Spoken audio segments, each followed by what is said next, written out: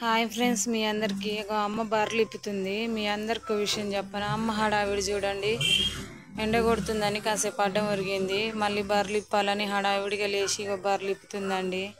మా అమ్మ మా నాన్న చిన్నప్పటి నుంచి కష్టమేనండి. ముగ్గురు అమ్మాయిలమని, ముగ్గురు ఆడోళ్ళం, వీళ్ళ బరువు బాధ్యతలు ఎట్లా అని చిన్నతనం నుంచి కూడా అసలు మా అమ్మ మా నాన్న చాలా కష్టాలు పడి మమ్మల్ని సాది సవరించి పెంచి పెద్ద చేసి పెళ్ళిళ్ళు చేసిరండి.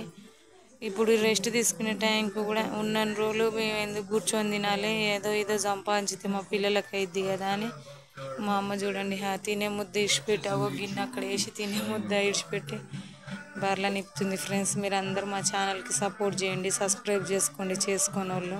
మేము చాలా రోజులు ఆ వీడియో తీయక.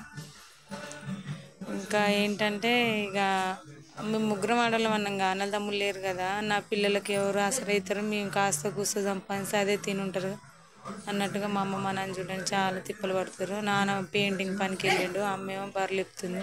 మీరందరూ మా ఛానల్ని సపోర్ట్ చేయండి ప్లీజ్. ఓకేనా? బాయ్.